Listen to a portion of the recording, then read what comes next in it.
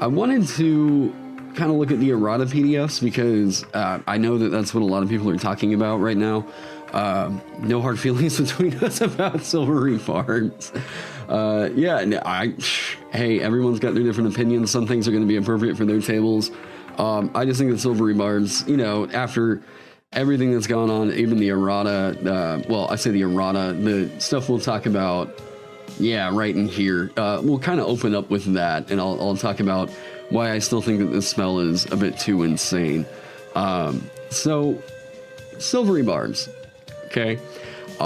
We now have the Errata clarifying specifically that this thing does not override legendary resistance, okay? So let me read this off and let me still talk about why I think that this spell is still too insane. Very worth a ban, in my opinion. Can Silvery Barbs still affect legendary resistance? No. When a creature uses legendary resistance, the creature turns a failed saving throw into a success, regardless of the number rolled on the d20. Forcing that creature to re-roll the d20 afterward doesn't change the fact that the save succeeded as a result of legendary resistance. No amount of re-rolling can undo that success. This spell is still too good. Like, I mean, in it's overriding legendary resistance. I'll say I made my original video not under the fact that I made the point that it could be interpreted to do that is not the main reason for its power, in my opinion. The mechanic is still way too strong for a first level spell, and because it was a first level spell, it still has implications for other later level mechanics. First and second level spells are just designed different. They're built different simply because Wizard has a certain class feature, and that is spell mastery. Now, I know that most tables probably won't live long enough to see this feature come into play, right? But it still is a mechanic of the game that we have to consider, and this specifically being tied into first and second level spells means that at later levels, that spell is still doing a lot of work. That spell is worth casting with a first, second, third, possibly even a fourth level spell slot.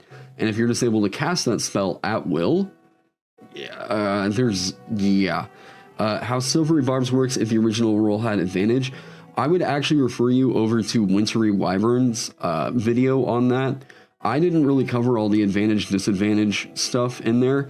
The fact that that doesn't apply disadvantage, the reroll itself is not disadvantage, has implications in that you can apply that on top of disadvantage.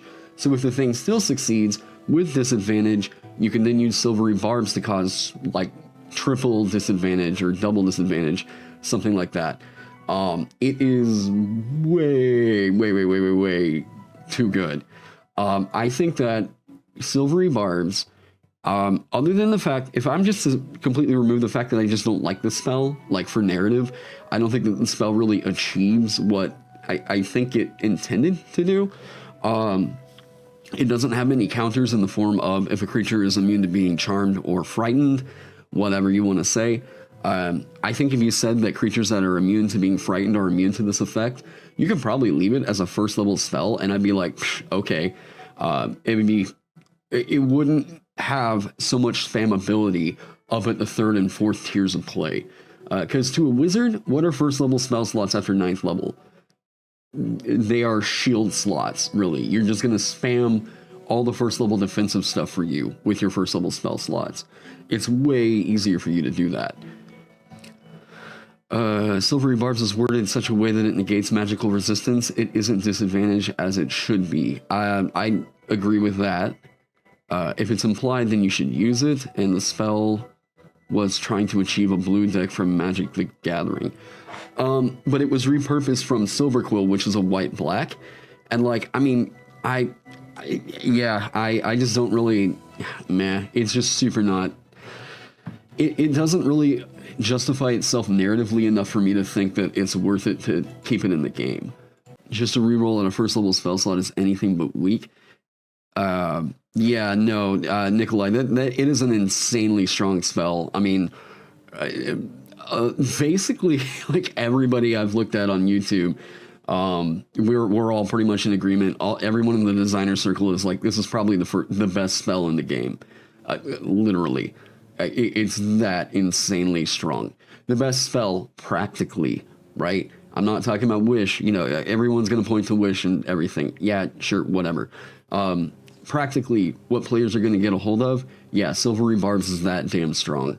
Okay, so that's my piece on Silvery Barbs. If I need to make a video on that, you know, later, then should do a live stream on spell design. I probably should, actually. Ross just wrote something like 180 new spells for UAH, which I'm like, all right, cool. Then it would be worth it to hear your like perspectives after that gargantuan task.